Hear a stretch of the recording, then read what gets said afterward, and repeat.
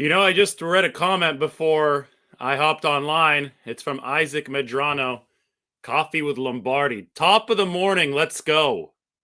Go get that coffee. We're about to dive into 49ers 53-man roster projection. It is a player's day off for the 49ers. The coaching staff is still in the building. I don't have to be in the building today. That's exciting because I've been in the building every single day of training camp with the exception of last Sunday, and that was the day that Deebo Samuel re-signed with the 49ers for big money. So it's been a lot of work. As you can see, I don't stop working. We will continue today, but it will mainly happen from coffee shops in the city. So go grab that coffee. I'll have mine soon after this show. And why don't we delve into a 49ers 53-man roster projection? If you want to follow along, I'm going to copy and paste the link into the chat section right now. This is the 90-man roster and 53-man projection that I keep track of on Google Sheets. So it's open to the public. You all can check it out. We're going to go through this position by position on this morning to reset the 49ers roster. We have seen 10 practices, and since we've seen 10 practices, I think it's time to start making projections. Now, if you want to know dates for the 49ers as far as the cut down goes, let me give those to you right now. It is now August 8th as we speak, 8/8/2022. Nice little evenness in those numbers. On August 23rd, so in 2 weeks from tomorrow exactly, the 49ers will have to cut their roster from 90 players to 80 players. And then in 3 weeks, on August 30th, the 49ers will have to cut to 53 players. And there's one more cut down before then. Missed that one. On August 16th, so a week from tomorrow, the 49ers will have to cut to 85. So they'll make their initial 5 cuts on the 16th, their next 5 cuts on the 23rd, and then they'll make the majority of the cuts on August 30th. Now, August 30th is every year, it's the big date, right? It's either September 1st, August 30th, whatever. Sometime around that weekend is when the 49ers have to make their final roster cuts, and so does the rest of the NFL. It's doubly significant this year because we're tracking what happens with Jimmy Garoppolo. And that's, in effect, the deadline for the 49ers if they want guaranteed financial savings by releasing or trading Jimmy Garoppolo. They need to do it before August 30th. Because if and when he makes the 53-man roster, and he can only make the 53-man roster on August 30th, that's when Jimmy Garoppolo's $24 million becomes guaranteed. That's his base salary that's non-guaranteed for the 2022 season. So the 49ers have until then, until that inflection point, to not have to worry about any of the finances there. But after August 30th, that would become an issue. So the 53-man cut down this year is going to be very interesting for multiple reasons. All right, let's open it up. Let's start going through this position by position. As those of you filter in with your coffee, I'm just giving you a couple more minutes. I don't want anybody to miss anything here, but I do realize we'll probably have a lot of people joining throughout the course of the show. So first, we're going to start with the quarterback position. And if you guys would like, I could zoom in a little bit on each position as we talk about it, but I don't think we need to talk about zoom in on the quarterback position because I don't think it's all that complicated. As you can see, 4 names across the horizontal column here. Maybe I'll highlight it. Trey Lance, 1. Nate Sudfeld, 2. Brock Purdy, 3. Jimmy Garoppolo doesn't really have a spot right now, right? He's just working out at the facility, but he's not on the quarterback depth chart. I included him here with trade in parentheses. So what do the 49ers have on the 53-man roster? Well, I think it's clear cut. I think 2 of these guys are going to make the final team. That's Trey Lance and Nate Sudfeld. I talked about Trey Lance at length yesterday. He's a volatile commodity right now. High ups, low lows. 49ers have to even that out. But he is their chosen QB1, and that's going to be his responsibility entering this season. Nate Sudfeld, I think, has impressed me this training camp. He's thrown a few picks, I think 6 picks so far, but in general, he's been accurate. There's a false narrative around there that all of Sudfeld's accuracy has been dump-off passes, but I think that he's hit some of those intermediates nicely, and I also think that he's put some nice touch on some deep passes. So Nate Sudfeld, to me, is everything that the 49ers want to see in a QB2 developing at this point. Remember, they paid him $2 million guaranteed this offseason. So that essentially told us that they're locked in on him as QB2. And everything that I've seen at training camp so far has verified that. I think Brock Purdy is going to stay in the building. The 49ers will want to have 3 quarterbacks around. but Purdy's going to be on the practice squad. And that's how the 49ers and Shanahan have done this in the past. You carry 2 quarterbacks on the 53, 1 on the practice squad, so you could still run your drills, run a good scout team practice.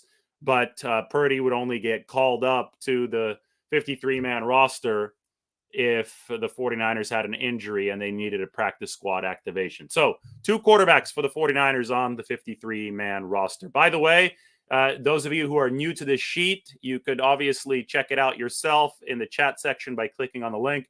But anything in gold, so on the left side of this dividing line is the 53-man roster projections. Those are players that I have projected to be on the inside of the picture. Anything on the right are players that I don't have making the cut.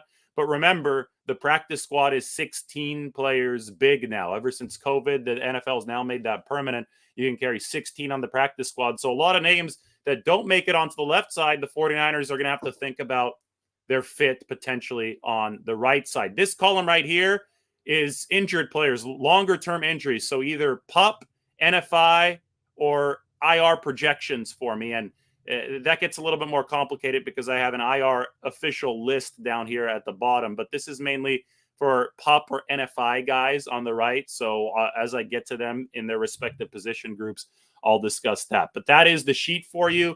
You have minor injuries or ones that aren't expected to put a player on an injury list in light pink. And all the rookies on this sheet are shaded in blue. So we can see where the rookies will fill in. All right, let's move on to running back.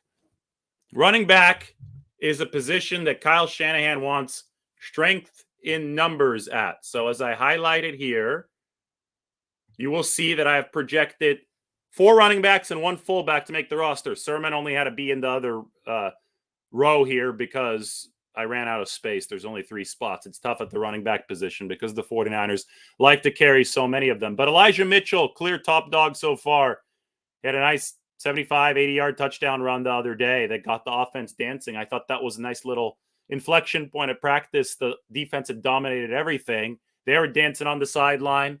And then all of a sudden, as the defense was dancing to start the move the ball period, the offense started dancing. Snap, handoff, Mitchell blasts through a beautiful double block there from George Kittle and Ross Dwelley, both of the tight ends. And he's off to the races, barely touched, if at all. And then all of a sudden, the dancing stopped on the defensive sideline, and it started on the field with the offense. Trent Williams led the way. He's dancing as Mitchell is rushing toward pay dirt. So Elijah Mitchell, top dog in the 49ers running back room. He is going to be right here. Those of you who play fantasy football, I don't normally gear this show toward that, but I do encourage you to realize that Kyle Shanahan is going to try to give everybody some run because he needs to keep this group fresh. So you got Jeff Wilson, who had a nice run at practice yesterday. He looks a lot better, a year further removed from the torn meniscus that he suffered getting up from a chair in the locker room. And then you have the rookie Ty Davis Price, who's been running physically. He's a truck. He's 220 pounds. I cannot wait to see Ty Davis Price in the preseason game on Friday. Yesterday, there was a fun play with Ty Davis Price yesterday. Ambry Thomas and a bunch of other DBs and a couple linebackers have finally wrestled him to the ground. I mean, they weren't trying to wrestle him to the ground, but sometimes they don't tackle live in these practices, but sometimes it just kind of happens, right? When the pads are on and contact is allowed. And Davis Price, as he's kind of starting to get up, just shoves Ambry Thomas, gives him one of those little post-play physical shoves, not a penalty or anything, but something just like knocks Ambry Thomas back into the ground. And, I was like, this guy's a bully. And that's what Ty Davis Price's LSU film suggested that he was. He's a bully. And we won't really be able to see how big of a bully he is until that first preseason game. And that's on Friday against the Packers. And then obviously Trey Sermon. Sermon, I think, has looked fine too.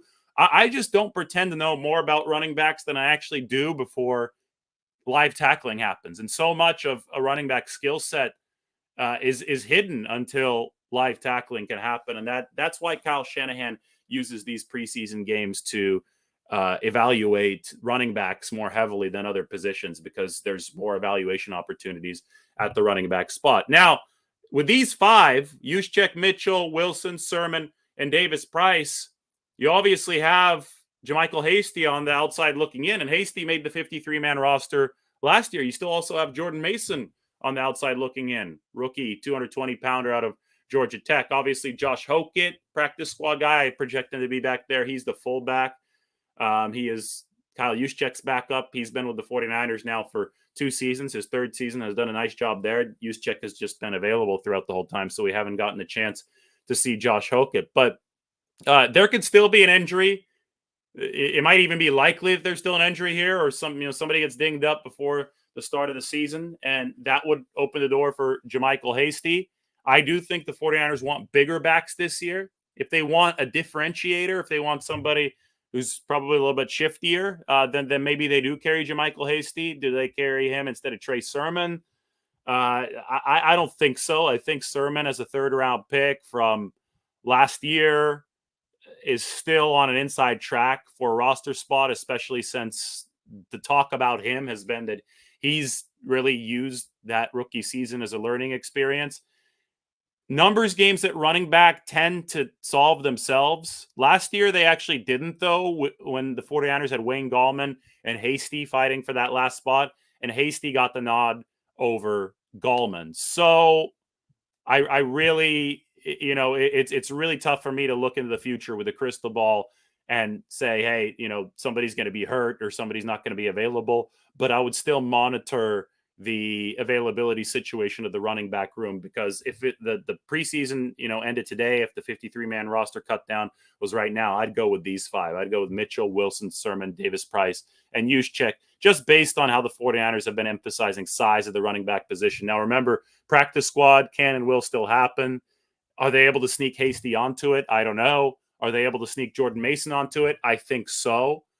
Jordan Mason is intriguing to me because he's so big, right? And he's part of that new guard of 49ers running backs with Davis-Price and Mitchell putting on some weight, right? And obviously, I think Jeff Wilson looks stronger than last year, and Trey Sermon has put on a couple pounds. But the thing about Jordan Mason is that he ran the triple option at Georgia Tech, and the triple option, I think, can directly translate to the outside zone. So not only is he big, he has experience in a scheme where he can hit that outside crease, right? And get out there and run the way that Kyle Shanahan and Anthony Lynn and Bobby Turner, who's not around this year, as he recovers from knee surgery, he can run the way that the 49ers want him to run. So to me, it's a deep room. The 49ers strove to beef it up in 2 ways, both in numbers and in size. They've done that.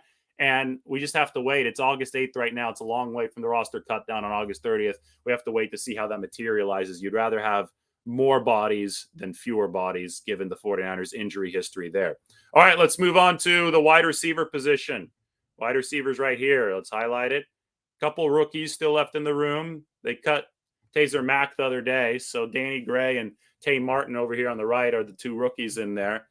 But the big 5 are a given for the 49ers in the wide receiver room. So the big 5, that's Ayuk, Samuel, Juwan Jennings, Danny Gray, rookie speedster, and Ray McLeod. There's a bit of a debate brewing about whether or not the 49ers will carry 6 receivers, and I think they have to carry 6 because of special teams. They're going to need a gunner, and I think that's going to be Malik Turner on special teams. I think he's on the inside track for that job. He's actually made a couple nice plays during offensive team periods. Kyle Shanahan has always carried at least 6 receivers.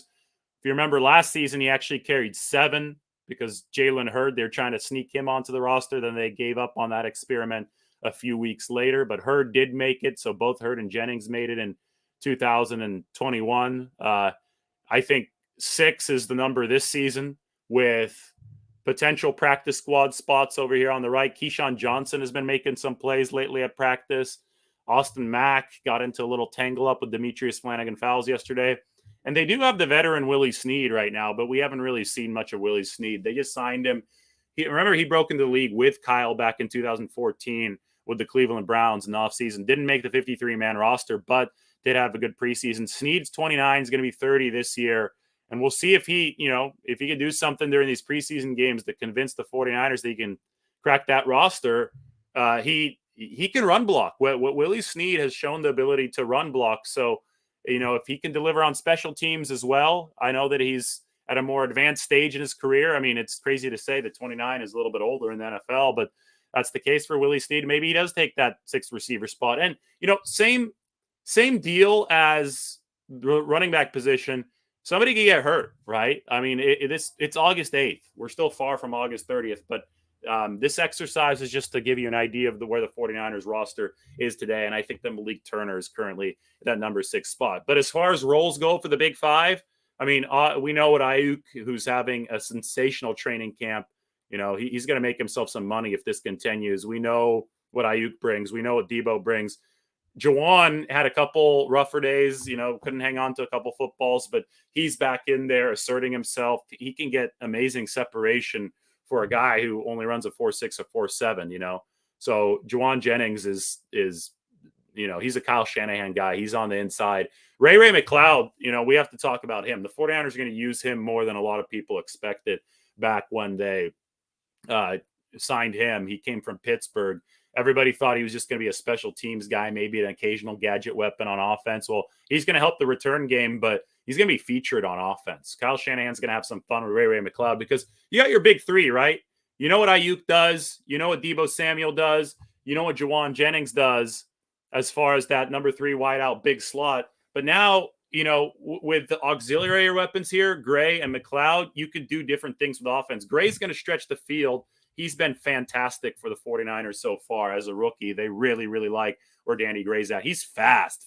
I mean, he's gotten behind all kinds of different defensive backs. Even early in OTAs, Jimmy Ward even commented on who the hell is this new guy? This guy's really, really fast. He really glides. But with McLeod, it's less, straight line speed and more quickness, but he can move as well. So you're going to have, a gadget type of weapon that Kyle Shanahan will definitely make good use of in McLeod, and then just a pure burner to back the safeties up in Danny Gray. So that's why I think the big 5 in the receiving room is obvious. All right. We should talk tight ends as well. I forgot to make a banner for tight ends, so let me make a banner very briefly. The banner for tight ends is very simple. 3 or 4. As you notice right now, I only have 3 listed on the 53-man projection. George Kittle, Ross Dwelly, veteran Tyler Kroft, who played tight end 1 yesterday when Kittle got a rest day. Charlie Werner is on PUP right now. He had core muscle surgery. I've seen him on the field. He's been running around, doing his side work and all that. I would expect Charlie Werner to be back in time. If he is, does he kick Kroft out? Does he kick Dwelly out? I mean, he did pass Dwelly on the depth chart last year, but I think that Dwelly makes the team. They really like Ross Dwelly. He's versatile. He's reliable. He's a backup. He's not a starting tight end, but I think the 49ers really do like Dwelly. So for that reason, I wouldn't expect Charlie Werner to bump Dwelly out. He might bump Kroft out. And then the question is, if he doesn't bump Kroft out, are the 49ers okay carrying 4 tight ends? Because in the past, they actually have usually carried 4 tight ends. The problem is, as you go through this roster, it's really deep. And every time the 49ers decide to take the higher number, so 4 instead of 3, that means they're going to have to make a sacrifice elsewhere. Just for example, right here, I have a counter, 53 spots taken of the 53-man roster. Say that I put Charlie Werner here as the 4th tight end.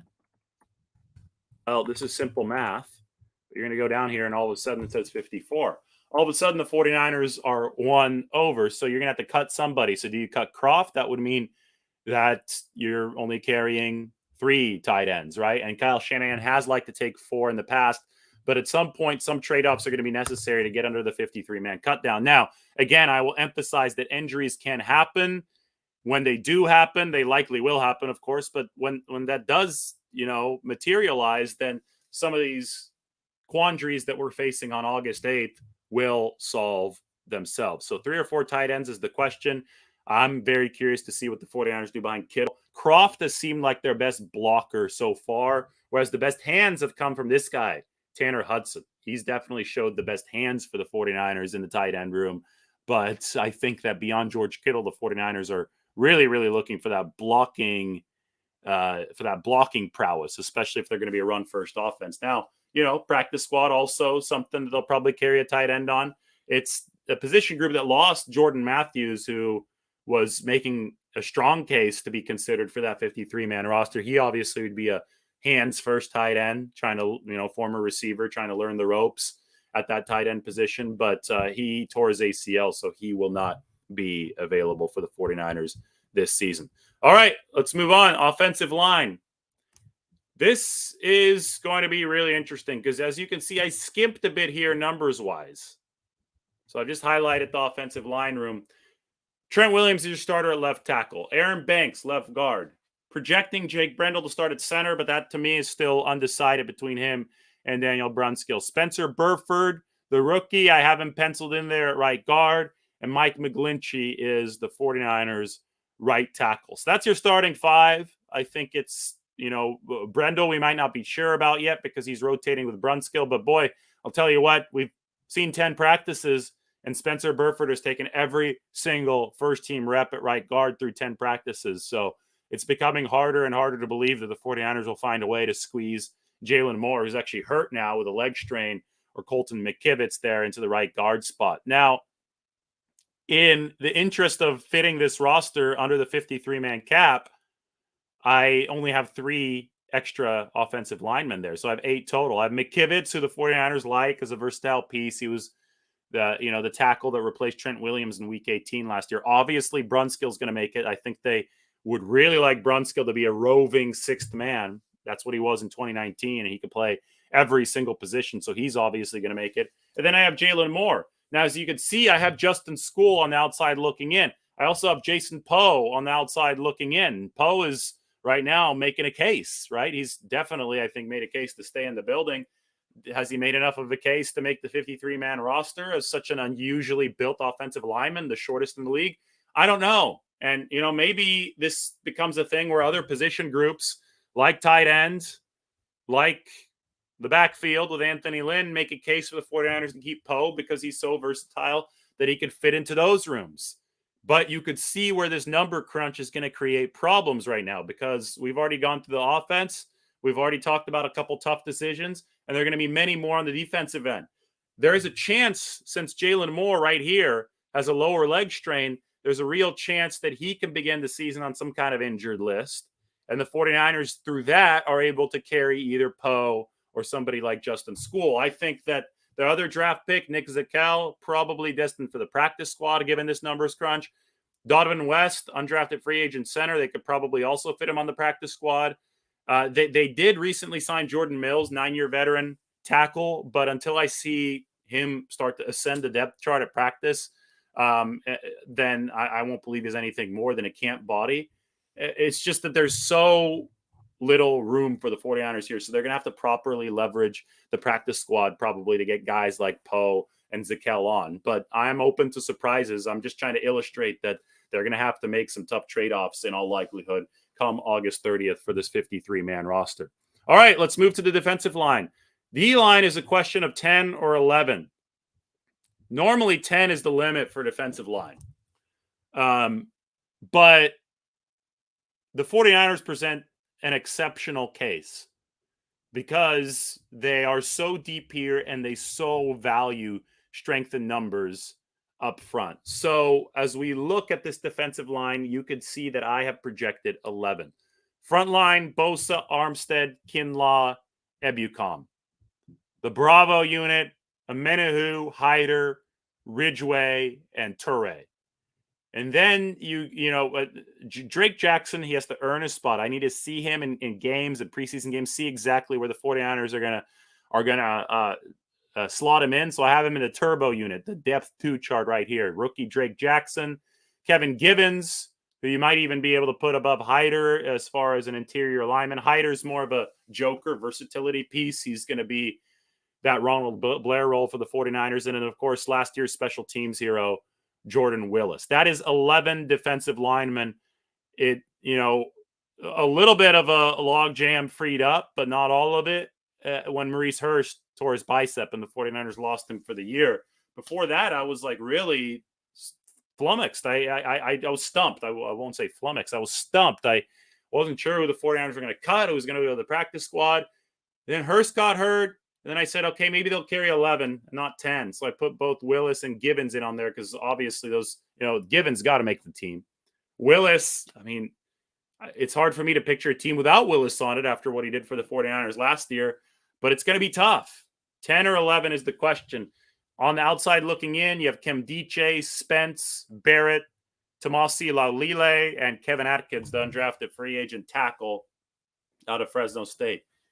Another spot here where injuries can change the outlook. I mean, as we speak right now, Armstead and Hassan Ridgeway are not practicing. And since Armstead and Ridgeway aren't practicing, that should just illustrate that there could be a loss in numbers here that pushes somebody like Kemdiche to the 53-man roster, right? That guarantees a guy like Jordan Willis a spot on that 53-man roster. It's just really tough to project it right now, but I hope that gives you an idea of where the 49ers are in the D-line room on August 8th. Linebacker, could the 49ers get away carrying just 4? As you could see with the numbers game, 4 linebackers would help the 49ers, but I'm not sure if it's possible. They do, however, have a ton of top-end strength. Fred Warner, Dre Greenlaw, Azeez Al-Shire, and then they signed Oren Burks, a special teams ace who's great linebacker depth for them. Now, Demetrius Flanagan-Fowles has been the 5 guy in the past, or at least the number 4 linebacker for the 49ers. I have him on the outside looking in. He had a nice practice yesterday. This is just a roster crunch. Now, he's a valuable special teams guy as well, so maybe he makes the team through that route. But you'll see here in a second when I get to the secondary that it was a tough balancing act for me between linebacker and the secondary. Who's more valuable, a backup linebacker or a backup corner? And because backup corner was the answer in my head, I went with more cornerbacks than I did linebackers. The big picture here at linebackers of the 49ers are playing for the future with some of these. You see all this blue, all these rookies on the right. Gemmel, McCrary Ball, both of them had interceptions on Sunday. Seguno Luby has an interception this camp. The 49ers, these undrafted linebackers, they're playing for the future because they know it's going to be hard to retain both Greenlaw and Al-Shire past 2022. But as far as the now goes, I want to know if they carry 4 or 5. And they can hope that injuries aren't an issue here. And if they aren't, they're going to have to make a decision regarding whether to carry 4 or 5. And I think that special teams is going to become a part of that decision. All right, defensive backfield. Let's highlight this because just look at this unit. This is impressive. They've loaded up in the secondary the same way, in a similar way that they've loaded up in years prior and in this year on the defensive line. Just look at this. This is clearly the most loaded it's been since Shanahan took over. You have 5, 10. I have 11 DBs making this roster. And then I have a ton of rookies on the outside looking in who have provided excellent depth for the 49ers this offseason, who will be very, very strong practice squad candidates. They're going to keep a handful of these guys in the building. But obvious top corner, Charvarius Ward. Opposite him, Emmanuel Mosley. Darqueze Dennard is going to win the nickelback spot. Based on what I understand, some people think that Womack has a shot there. He doesn't. Womack's going to make the team. He's been impressive. He broke one up to Ray McLeod from Nate Sudfeld the other day that I thought was a great illustration of his long arms. I mean, Samuel Womack's got long arms and he's got speed. But Dennard, former first-round pick, he's come through for the 49ers in the clutch. It's great for Samuel Womack to be able to learn under Darqueze Dennard, who's a great guy. So they're going to run veterans there in the secondary. Ward, Mosley, Dennard. Strong safety. I mean, this is interchangeable to me at this point. Tarvarius Moore has made a move at practice, but Talanoa Hufanga has still gotten the majority of time at strong safety. So, I think they're going to use both of those guys. I think Talanoa Hufanga is going to be closer to the line of scrimmage. I don't think Dennard's as good of a blitzer as K'Wan Williams. So I think Hufanga, when they run 3 safety sets, can play that shark role, can blitz. He's got the instincts near the line. And Moore, he's a turf feeder, right? Tarvarius Moore's a turf feeder. So you give him, free reign with that 4.3 speed on the back end alongside Jimmy Ward. So I don't think there's much debate here, amongst the 49ers regarding, who these 5 are going to be, these starting 5 are going to be. If you're wondering about Jason Verrett, well, Pup, he's over here, right? Pup this year, you don't have to be out for 6 games. You can come back after 4. That's a rule change in the NFL that has really flown under the radar, but I think is going to benefit the 49ers and help make their decision regarding Jason Verrett a lot easier. So Pup is only 4 games long. Verrett can take as much time as he needs to really make sure he's back from the ACL tear and come back in week 5.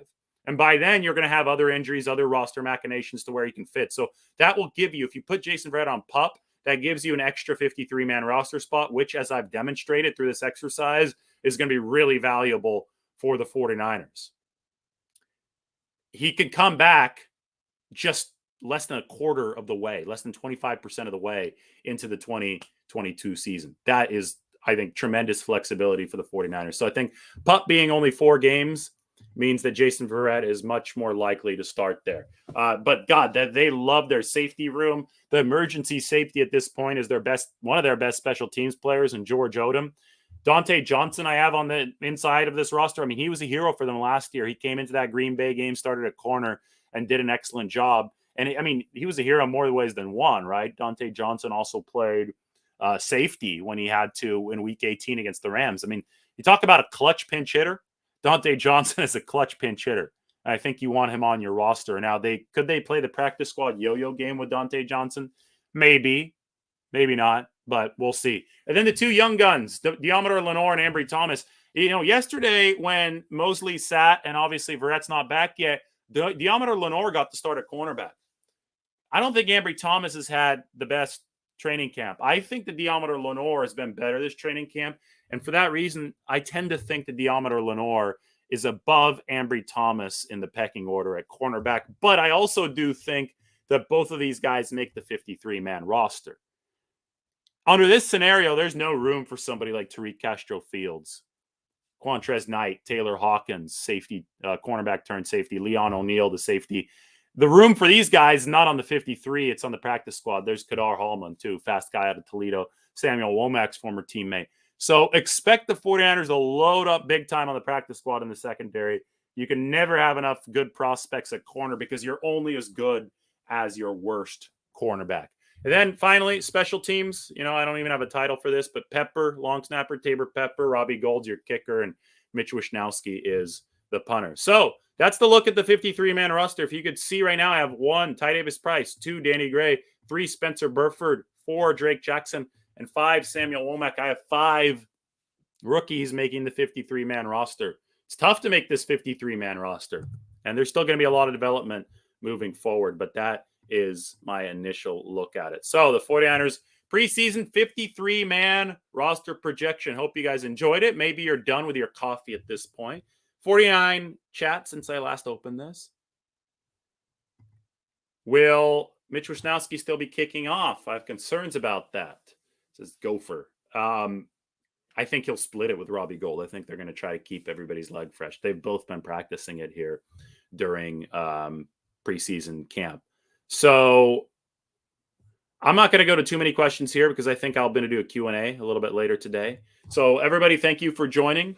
There's a couple things that while we have a lot of people here, you should do. And that is subscribe to The Athletic. And, you know, while you're at it here, I mean, why don't I just do this one more time? This is my page on The Athletic, athletic.com/David Lombardi. There is a lot of 49ers coverage there. $1 a month. Get on board. Link is in the chat section.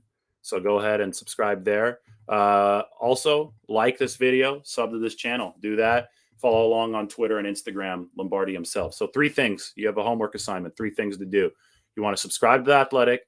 You want to subscribe to this channel. And you want to follow along on Twitter. Number 4, have a great day. That is in order. Everybody take care.